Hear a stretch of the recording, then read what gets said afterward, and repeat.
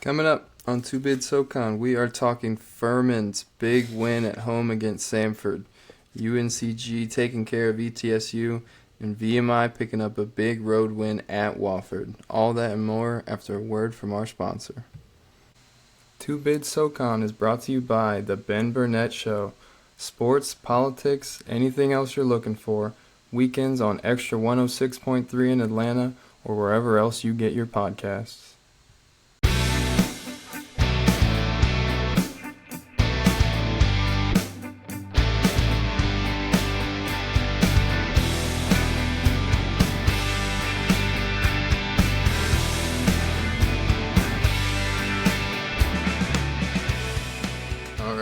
Welcome back, everybody, to a new episode of Two Bid SoCon.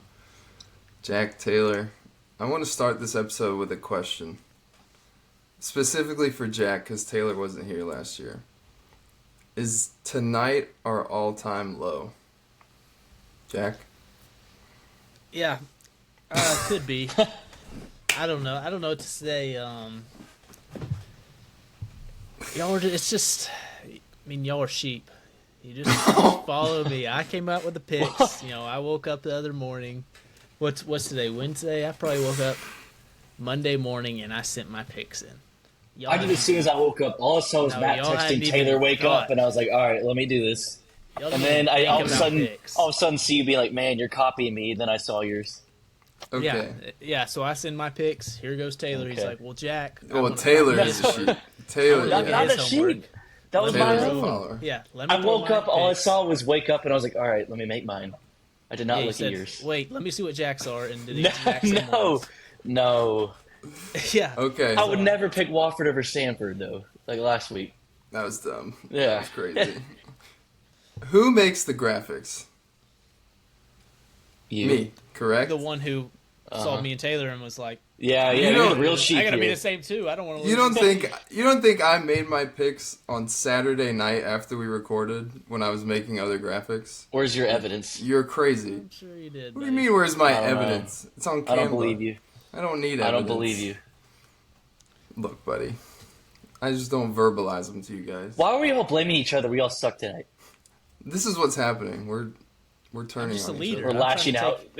I'm a leader. I'm trying to take responsibility for... You haven't been here for 2 weeks. What do you mean you're the leader? What do you mean leader? I'm trying to take the leaders don't just take days off whenever they feel like it. The guy's looking for an apartment, sure. Yeah. Okay. Anyway, I don't think I've ever felt this bad as a member of the media, specifically the SoCon. It's just miss after miss. Like, I was sitting here, Samford was down double digits, ETSU went down double digits, and VMI is up 16 on Wofford. And I'm like, oh God, we're about to get cooked. Yeah. And then everybody makes it a game. Wofford storms back, Samford does too, ETSU takes the lead at one point, and then they still all find a way to lose, which made me feel even worse. Which made it worse, yeah. Taylor, in your short stint, is this your all-time low? Oh, 100%. Not even close. I don't know, didn't we... Yeah. For that to make it... taking VMI one time, so I'm not sure. Didn't we pressure Taylor into, like, changing his picks one day? Yeah. Oh, no. Further I evidence. wanted to. Further evidence that he's a sheep. No, I said I wanted to, but I didn't. Okay. So we can't turn on each other, guys. For me, it's between tonight and everything I said about ETSU last year, just for them to go on a run to the title game. Those are close, but tonight probably feels worse, in all honesty. So, with that being said, we will start with the most notable result of the evening. UNCG getting it done against ETSU. Taylor, you have thoughts on that one? Man, first of all, good for ETSU to come back because, in a tough environment. Because it was like the little arena. Matt, I think you're the one that was like, when they play on campus, they've been bumping. And that place was rocking tonight, and nobody told me that either. Yeah. Nobody told me it was happening on campus. But you were right on that. But Giles, Atwell, and Polite, just anytime ETSU, like they took the lead after Peterson, I think had like a turnaround jumper, and I was like, wow, they might hold on to this, and even had a few more chances. But Giles had some shots down the stretch, and even after shooting 0 for 7 from 3, he hit that pull up to go up 3, and then I think he hit that fast break layup to go up 5, and I was like, all right, they just pulled it out. That's just the kind of team with you have those 3 guards. We've seen it all of SoCon play that can win any game no matter what. And ETSU, Seymour, I would say a positive to only lose by 5 and for him to shoot 0 for 12 from the field is, I would say, like a positive. And for Boyd to go 0 for 5, not that he's like their biggest scorer, but still, that's 2 starters go 0 for 17, but also pretty frustrating. But Seymour at least picked up 9 at the free throw line, including those clutch 3 at the end. But Bugs had some big shots, but missed a couple near the end. Peterson kind of took over, but man, shout out Sisk, he had some big minutes off the bench. But this to me was just more of UNC Greensboro just being like that might be the. Do they have the? Are they above Samford? Because I know they're tied now. Or did Samford beat them? Samford beat them. Okay, that's what I thought. But still, they're tied for first, and I picked them 7th. So I'm sure their fans are laughing at me right now. But yeah, that was just a great game, and one that was just yeah. Their fans aren't very vocal on Twitter, so I know they're right. You're right. Thank goodness. It's kind of non-existent on Twitter. Now the Langley twins are gone. Except the Langley's dad. Their dad was on there for the longest time. He was like the representative. So. He's replied to me. He's replied to me before. He's still a little active. Yeah. But shout out Kiefer. Jack, thoughts on this one? Well, I've been sitting on ETSU praise for 2 weeks now since last time I was here. Like I just wanted. Not necessarily praise, but like Jaden Seymour praise. Like I was thinking the other day, I was like, man, Jaden Seymour. Because obviously I've been watching the league for a little bit now. It's like Jaden Seymour, man, he's really like become a pretty good shooter. And I was thinking that, I was like, has he always been like this? And I went back and looked at his numbers, and yeah, he's like, shout out him for working hard to become a shooter. Like that's maybe a soft launch to take of my like the take I have is that I think that if you're not a good shooter, you're not working hard enough, or if you can't at least be a competent shooter a lot of times, like you just don't care enough about it. Whatever, I digress. But that's like a coaching take there. But anyway, but I was sitting there thinking about that what Taylor was talking. I was like, oh, am I gonna throw that out there? Like I feel like Seymour low-key was throwing up bricks, and then I looked at it and he shot 0 for 12 today. So well, you know the solution. You know the solution to that, Jack. Show up to work. If you were here on Saturday, you could have got all this out. You could have. This would have been a phenomenal take. And now look at you. My unpaid job. It's the love of the game. Get dumped on by the SoCon burnerverse every day. Every take I have, just there's some sort of burner. Hey, interactions are interactions. Yeah. There's no such thing as bad press. You know what they say. Yeah. Anyway, but this game. Good game. Doesn't change my thoughts on either team, really. Like, they are both what I thought they were. Like, ETSU is good but flawed. UNCG plays better than I thought they were going to be. Boom. Yeah. Analysis. I mean, I don't think it should change your take on Seymour either. Like, the best of the best. No, he's not shooting that bad again. The best of the best have nights like that. I mean, he just got named SoCon Player of the Week after he had 34 or whatever it was last week.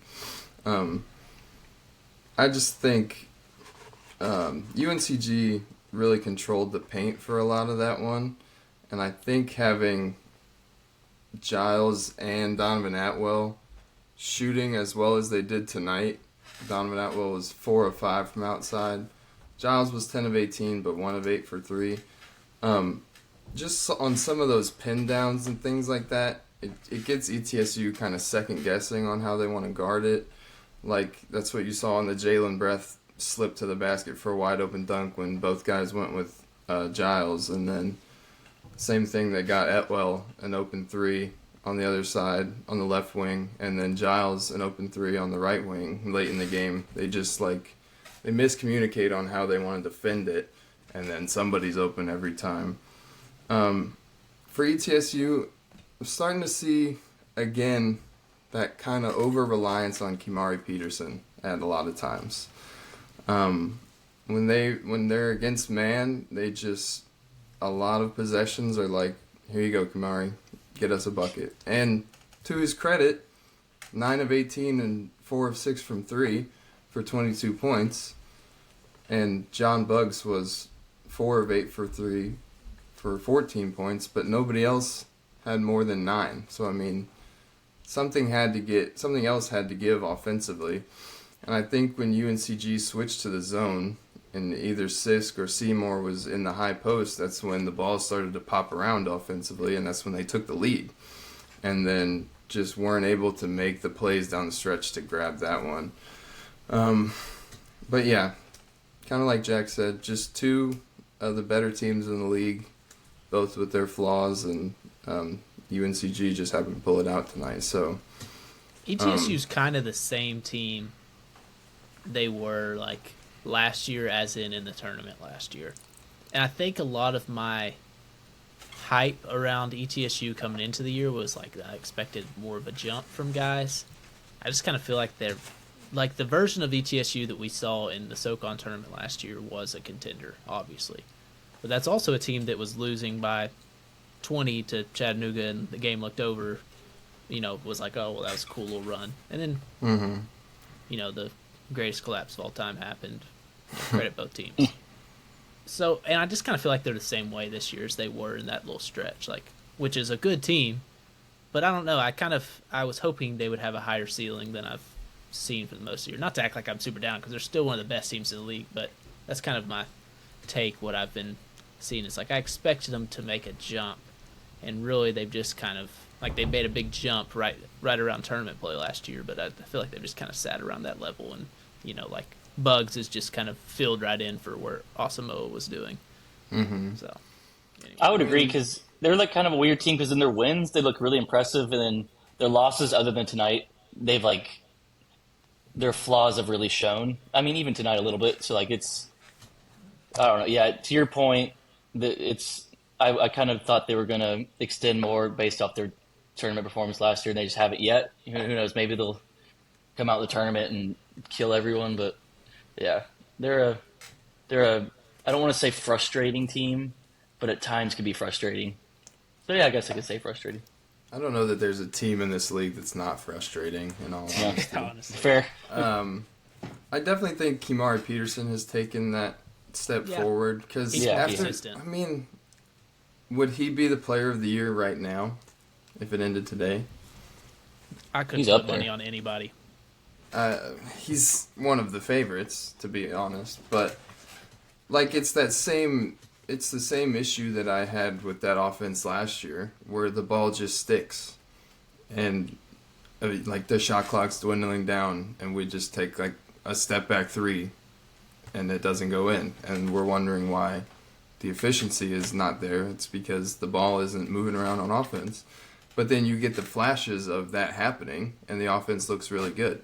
So why can't that just stay consistent on a possession-to-possession basis? That's what makes this team so frustrating. Yeah. That kind of cost them tonight, because they went up 1 at 2 possessions, and I think they both ended up with. I know Peterson took the second step back, but I think it ended with the late shot clock 3 and then a step back 2, and then UNCG took the lead, never looked back. Yeah, but like I said, everybody in this league is frustrating. So yeah, is what it is. In other less notable news, Furman at home, 72-70 Why's that less against. yeah.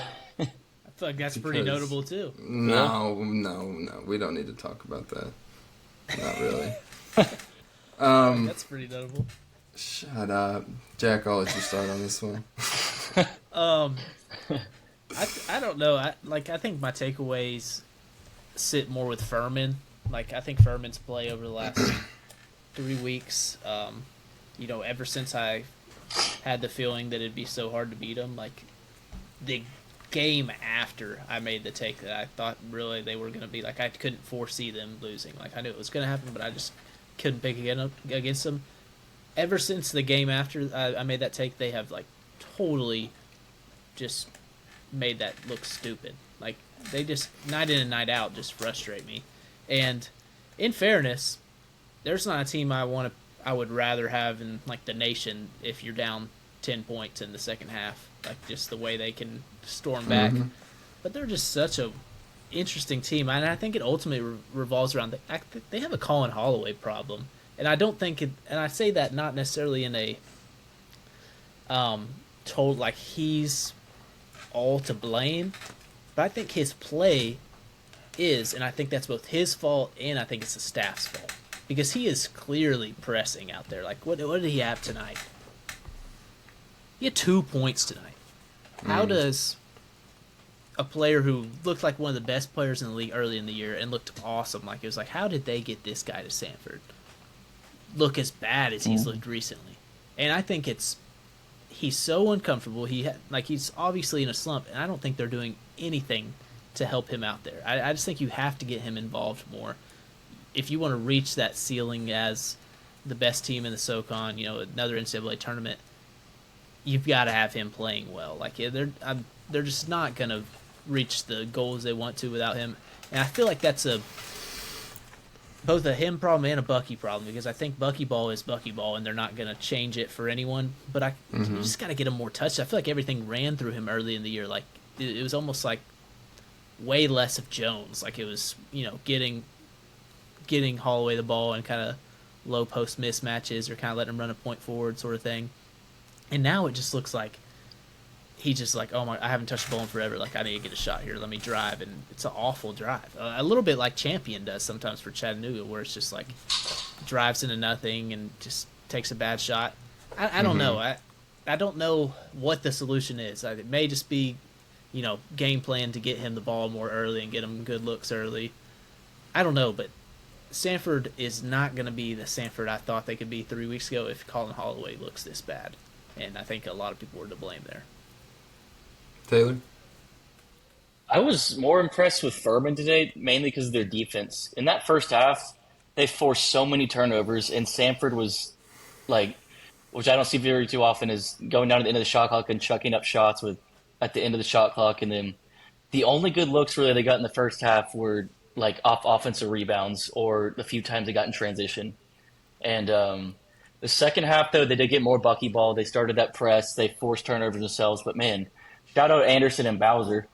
Bowser was a perfect 8 of 8 today. Anderson took over, hit some big shots. He had that one, I think he hit a jumper, then came down and ISO'd, then hit like a step-back two-pointer to put him up 5 that didn't necessarily ice it, but it was like, all right, they're probably going to hold on. But that was just another great SoCon game, and I am a little surprised at Samford the last few weeks because they started, 5-0, and it was like, man, they're going to run this conference. But they've looked human these last few weeks. Still at the top, of course, but yeah. To your point, like, I thought Holloway, he was almost non-existent out there today with 2 points, shooting 1 of 6. And did he foul out too? He did. Yeah, I think He so. did, yeah, I thought so. He did. And also, on top of that, too, another Samford gripe is, like, Isaiah West, and this has been all year, like, he just doesn't ever seem to do anything. Like, Yeah. I think he is just out there all the time, and that was a pickup I loved in the offseason. Like, watching, obviously, Isaiah West, he's from the Nashville area, so I watched him some growing up. I don't know that I ever totally bought into him being SEC good, but he was an okay player at Vandy when he got to play. Like, Vandy was really bad, so, take that with a grain of salt. But he was fine. And then when he entered the portal and went to Samford, I was like, that is a great fit for him. He's a shooter, super athletic. And he's just out there, too. Like, they don't get enough. I know that's not the style of their play, so maybe I'm asking for something that's not really going to happen. But I just don't, I think he's more of an all-year problem, so maybe that's whatever. But he's starting. Like, he doesn't get involved nearly enough. And it's kind of surprising to me. So, yeah, anyway, that's just another person. Yeah. I think that's why they closed mostly with Lucas Walls, because he's a little bigger, he's more active on the glass, cutting, and he just causes more issues in that press. So I think that's kind of why they turned to him. Kind of same with Josh Holloway. They just kind of bring more to the table. Right, and why start West if he's going to – that's my thing. Like, I think they may feel the same way. Like, this guy's a good player, we can get him going, and maybe that's why they keep starting him. But yeah, he's just kind of out there a lot of times. I don't even think he didn't even play much tonight, like after he started, I feel like. No, Maybe he he was only just out had- there and wasn't doing much. Yeah, but- 16 minutes. Okay. Mhm. But that's that's also why guys don't play a bunch That's- of minutes. yeah. Anyway, Yeah. So for Samford, and teams have started to do this lately, especially Chattanooga, but getting Rylan Jones out of rhythm early in the game in terms of orchestrating the offense in transition. Chattanooga went as far as to face guard him after a rebound. Like, just to not let them get going in transition. Furman didn't go that far, but just being physical with him after a make or a miss, whatever it is, so that he can't just get the ball and run and make the right play like we're used to him doing. 5 turnovers tonight for him, and he turned it on a little bit later to go 7 for 13, but didn't have that impact on the game that we're so used to him having. And then Brownell, who has just been a matchup nightmare for every team, you just put Cooper Bowser on him, who's just as long, just as athletic, just as quick, and Brownell's 3 for 13 and 0 of 4 from outside. And this was Cooper Bowser's best college game by far, by leaps amazing. and bounds. He would just played his role perfectly, was back there for when they broke the press, had like 2, I think it was back-to-back lobs from Vanderwall when he was just standing on the block waiting for it. Had the jump hook going against whoever it was, Brownell, Zion Wilburn, whoever was guarding him, Allenspach. And then the point that I was like, he's having the best game of his life, was they finally doubled him on the block, and he immediately kicked to a shooter in the corner who nailed it. And I was like, that is just progression that he's made so far this season.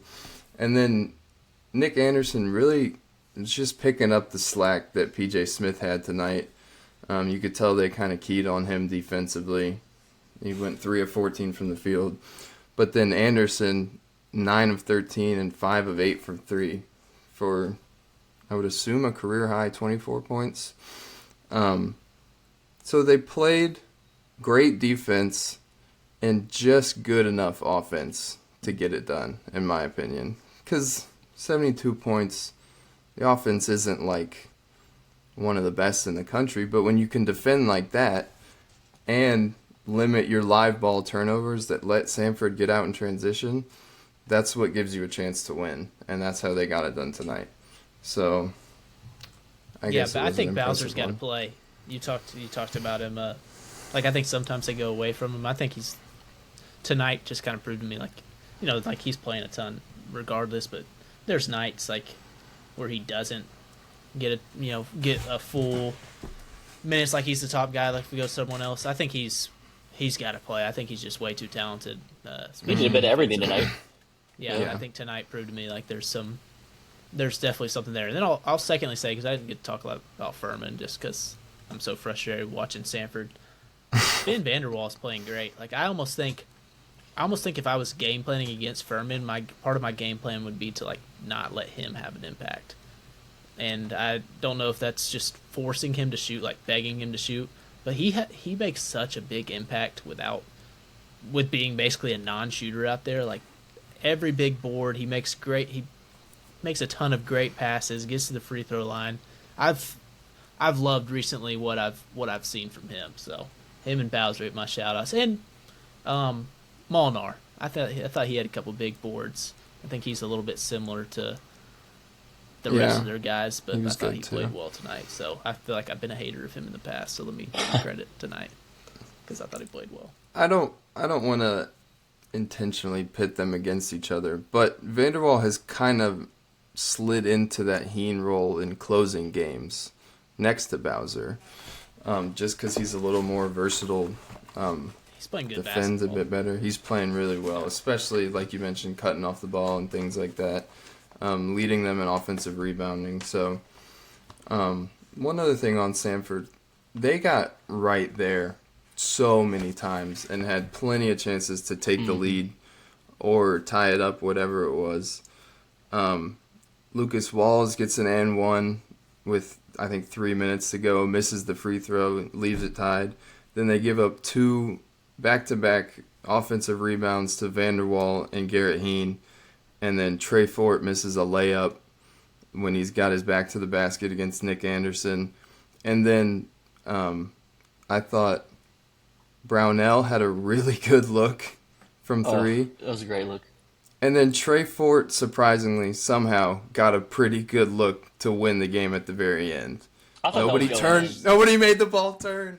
The narrative was going to be, the narrative was going to be so alive. I watched that. I was like, no way. He just walked down the court. Yeah.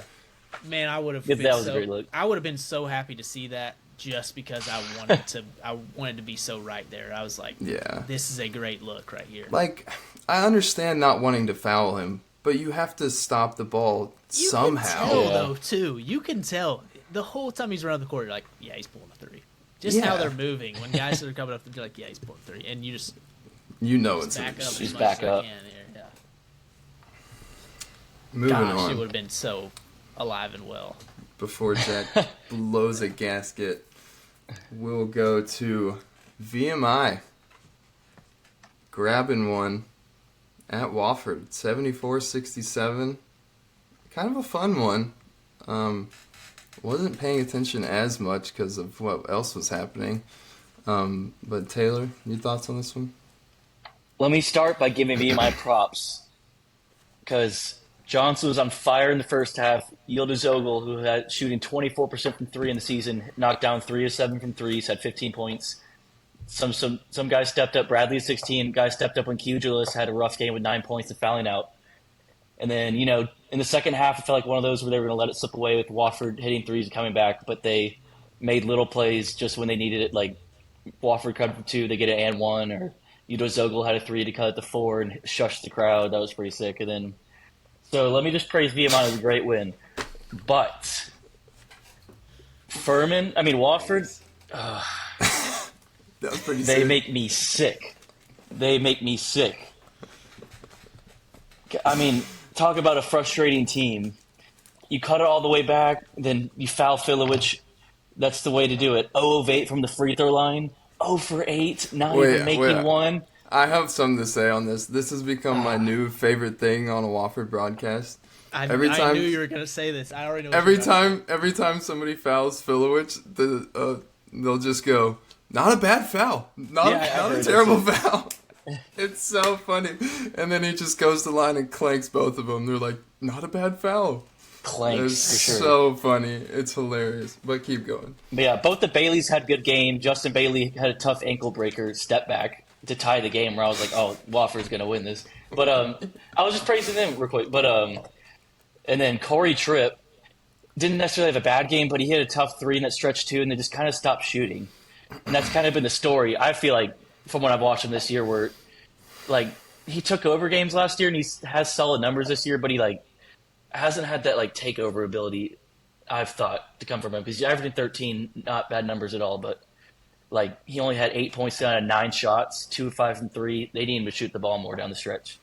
Yeah, and last year he was the closer. Like, yeah, he was the guy. Like, tight game, last 5 minutes, whatever it is. Like, the ball's in his hands every play, and it feels like he wants to play this like 2015 Atlanta Hawks like team basketball. Like, yeah, they need him to take over in those situations, and for some reason he just hasn't this year. Yeah, Why? Yeah, a couple frustrating things, but.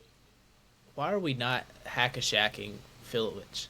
We've been saying this for so long. Yeah. And I guess Wofford isn't like, maybe they're just not good enough to feel the need to, like, not to underrate them, but maybe they're not dominant enough to feel the need to do that. But like, he's shooting 24 for 71 from the line this year. What is that percentage? That's not 33%. Golly. He's shooting is that even counting tonight? From the free throw line. Who knows? It might not be. And Ish. and every free throw looks awful. And tonight he had 18 and 11 tonight. If I have if I have a walk on, I'm putting the walk on in, and I'm saying go hack this guy 3 times, and then I'm going. Oh, we got another walk on. This offensive possession. You know what you're gonna go do? You're gonna push him to the ground and get a foul. I don't think there's maybe I'm totally ignorant here. I know there's a rule against it in the NBA. I don't think college basketball has done that. No, there's none. Why are we not? I have a conspiracy theory. I think Go it's ahead. the SoCon knows nobody wants to watch that, and they want to stay fun and as the brand of the most competitive league in the country. So every Wofford game, they have a trained sniper up in the bleachers. And if you intentionally foul Filowich, they just take the shot. But he's way too good. I know, that's what Filowich sucks. has been probably the best big in the league this year. Why are we not just being like, well, if you're going to be on the court and getting double-doubles every game, you're going to get it at the line. You're going to go up there and we're going to make you shoot 2 free throws every time. Like, Gonna make you try to bank it Are in. coaches too prideful to do that? What I so happened would do to... that. There was a stretch where he was like, I can't shoot free throws. I'm going to throw it at the square, and it's going to go. And he stopped. And it was working. I don't know To be why fair, he quit. he has tried doing that. It just looks so bad that it just clanks off the back room. I don't care. Throw it between your legs if you have to. Like, It was cracking me they're up free that throws. it's Jim Noble's their Jim announcer. Noble. He Yeah. kept on saying, and he's great, but he kept on being And- like, no one works harder at free throws than Filowich. I was like, he's got to change something. I don't care how Yeah. hard he's working. Go Something's underhand, gotta one change. Like, we can't keep throwing him out there and him. Yeah. Anyway, how? Maybe not the whole game, but in the second half, how are we not just fouling Yeah. him? They did do it Yeah. near the end when they were up 6. He got the ball and just kind of hacked him. And he missed them both to kind of clinch it. But yeah, Yeah, I don't if know he why gets you a don't do board, that every I'm time. hugging him. Yeah, I'm not even going for the ball. I'm Yeah. hugging him and saying, call it intentional, I dare you. I want to see him make these free throws. Anyway. If, Yeah, very reason to frustrating. bother, so. if there's a SoCon coach that listens to this somehow, Oh, there is. DM us, please. Tell us why nobody will do it. Because Please. it's such a valid point. Somebody, give me some insight. If it's because we want the league to be fun, just say that. Dave has I him get- at gunpoint every pregame meeting, ready to go. If you hack a shot, Filowich. Are you talking about Dave Face. Friedman? Yes, yes. he is secretly every single pregame, every SoCon game of the week. The meeting is not actually him. He already knows all the stuff that he reports on. He is just threatening them. You better not Filowich. I'm not watching that. Oh, Back to man. Back to basketball though. back to back. Yeah, anyway. Taylor is our VMI, our resident VMI guy here, so I don't have a whole lot more to Yeah. add. Okay, Taylor, I was going to say, What's up? I feel like VMI is like your love, and you seem so no doubt. disappointed in Wofford. Why are you not Well, I know you that's didn't why- pick VMI. That's but- why I praised VMI first. 'Cause I was like, they played a great game, but I picked Wofford to win it all. They just, but nothing but let me I down did this year. forget about that, too. Yeah, that's where that comes from. I wouldn't have cared as much, but it's just like, yeah. So they're still 5-4, so they're by no means bad, but still, a few of these games I just thought they'd be better. You would have hoped. I think one of the first things I said was because I think Filowich was like 3-3 from the line in that first game when they played George Washington School for the whatever, and I was like, it looks like Filowich is working his free throws. Maybe he'll get up to at least 50%. And man, gutter ball on that one. Yeah. Yeah, but I'm with you. I wasn't on obviously to. I'm so with you on the Wilson Coach of the Year. He this. I don't care what happens the rest of the year. Nobody's dominant enough. for it I was about matter. to Like, say. Yeah. UNCG's Yeah. been fine. Like, but Mike Jones is the only one who really has an argument other than him. But even then, like, the fact, like, on this podcast, I was saying that VMI might have to start thinking about going to D2. Like, that's how bad they had looked for a few years. Like, it's not even to their own fault. And granted, like, I think great for them that they could take transfers this year, and that's obviously helped a ton. But even aside from that, it's not like they got just Ricky Bradley, great transfer. Like, you're getting a guy who's proven at this level. The rest of the guys were unproven guys. So, yes, awesome transfers helps big time. But it's just such a culture change. Like, they look like they belong out there. And in the past, they did not look like they belonged. And they were so quick, not to say give up, but I think they knew they didn't. This team, they were putting it to Wofford in the first half. Like, Wofford feels like a way better team than VMI, in my opinion, but I don't feel like that after tonight. Like, VMI is changing my perspective on them so much this year, just off mentality. I feel like, I don't know. I just think there's so much to say about the fact that there's not the confidence teams have going against VMI that we saw UTC do earlier this year is fading quickly. Because that's kind of how it's been the past 2 years, where it's just been like every team is like, oh, yes, we have VMI tonight, get right game. Mm-hmm. And that just doesn't honestly. exist. Yeah, I know, literally.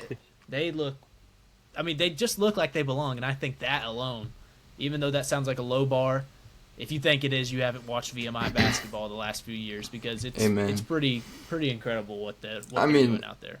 Their first game of the year, my biggest takeaway was that they have guys that know where to stand and how to move on a basketball court, and now they've developed into.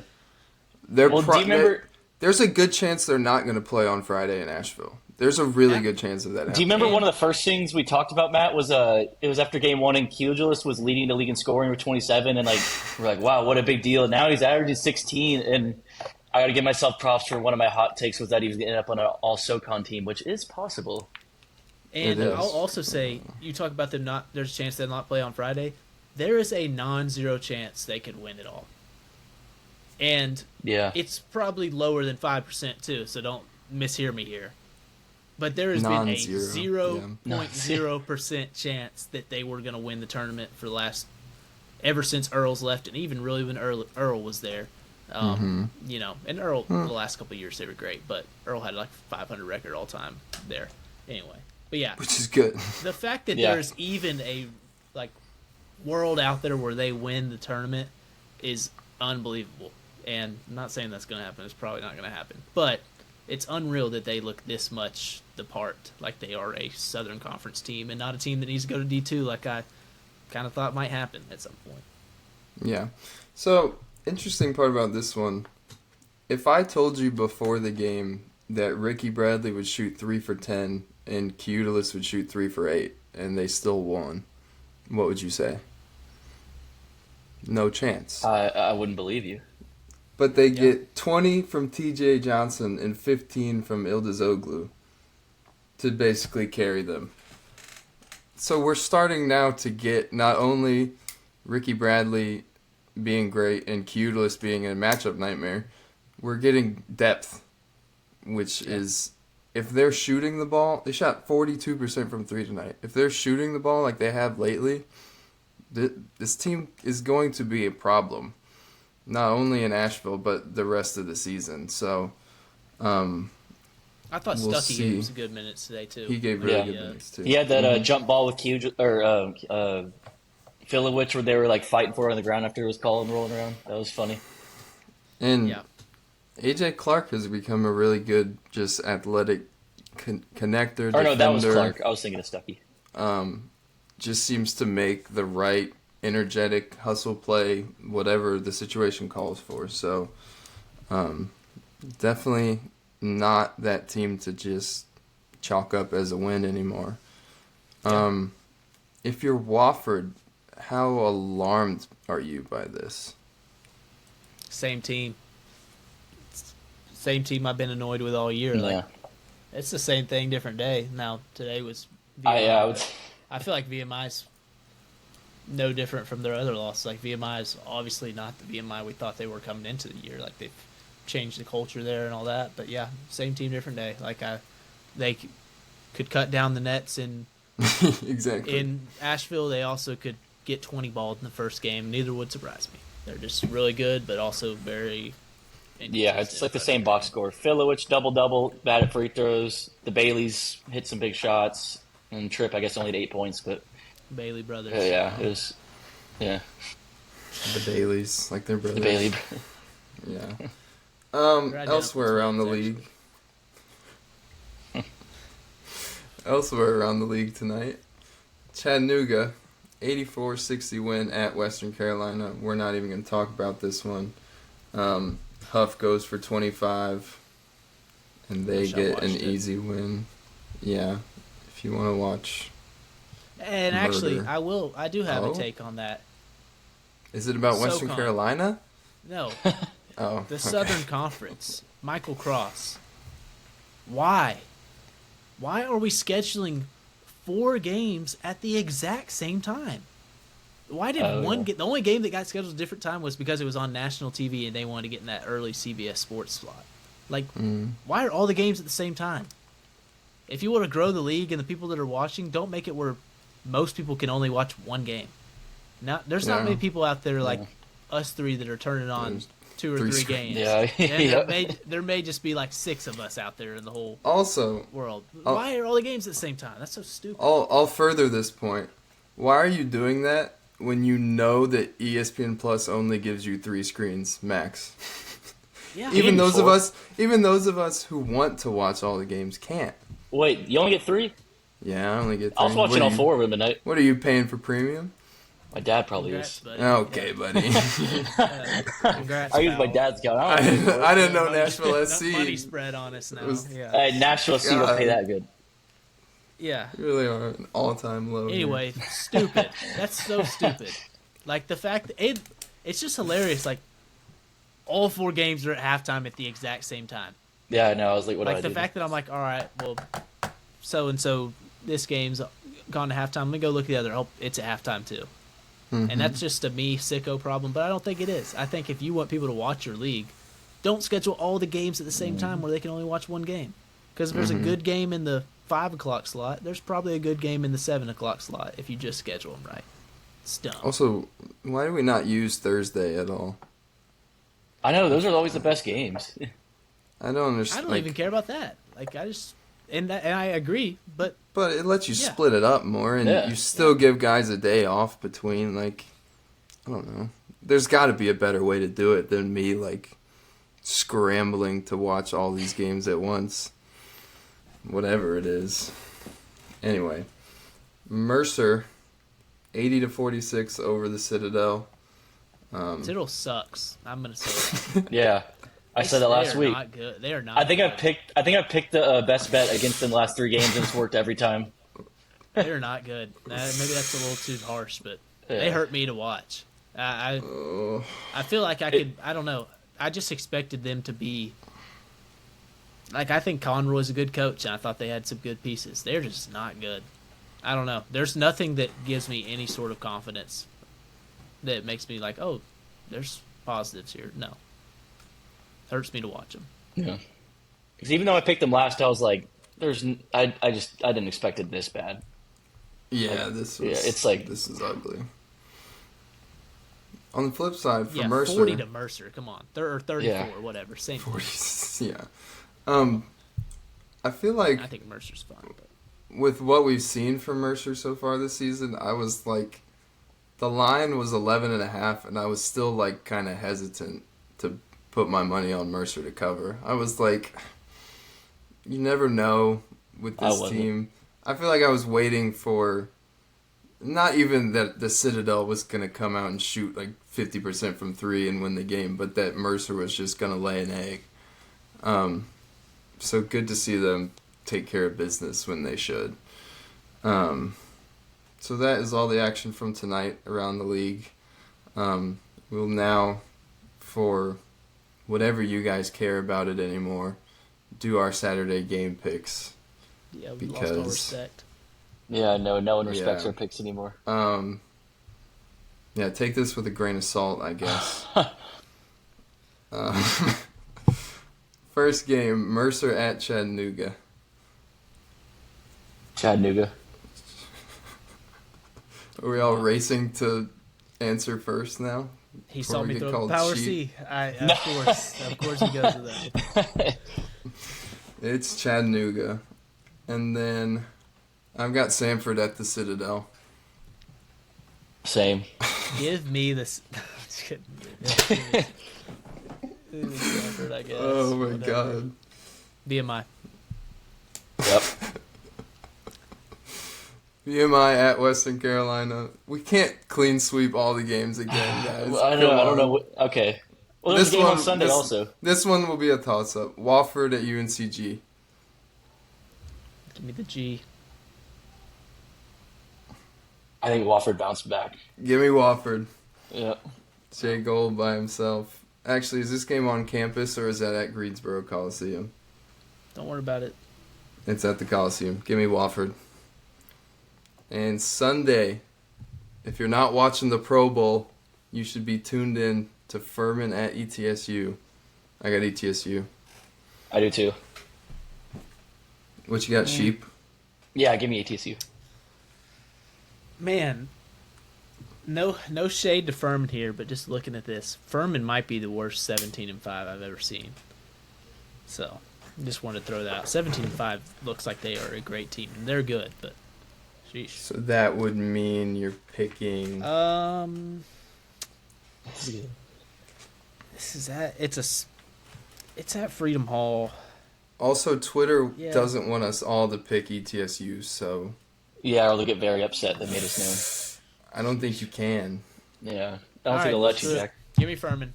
All right. I couldn't care either way. I kind of throw it up and yeah, let me be different. If they win, I got Catherine Prince on my side. That's all I know. So leave it at that. You called us clowns earlier. If we're sitting here Sunday afternoon and Furman just won at ETSU, I need everyone to know that this clip happened, and Jack's not picking Furman because he wants to pick Furman. He also just called them the worst 17-5 team ever, so don't think he's all of a sudden a... Yeah, I think I just did that right before. Give me the Dins. F you. All right. And we will figure out our best bets when the lines drop eventually. Yeah, But Samford not covering tonight is ridiculous. That's the greatest bet of all time.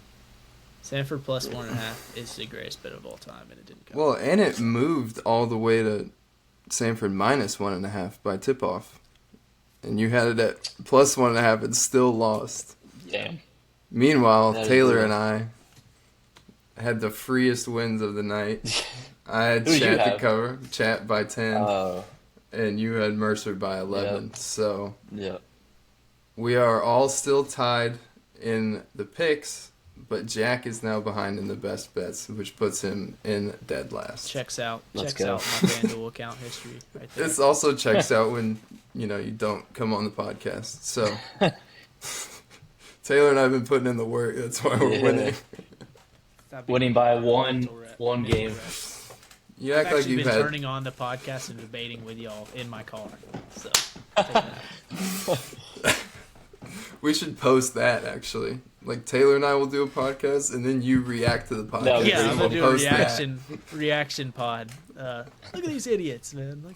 I'm gonna pause. Of- And just Make it seem like you got the other picks right. Be like, they really picked Yeah. ETSU to beat UNCG. retired 40 retired SoCon podcaster reacts to SoCon podcasters. Have y'all seen those four- videos? Or am I- Yeah, I've seen so. Yeah. A 45-minute podcast turns into an hour and a half of just Jack like, what are they doing? All right, that is all we have for you this week, and best of luck to us on Saturday and through the rest of this week with the Twitterverse. Spotify, YouTube, Apple, subscribe, and we'll see you guys next week.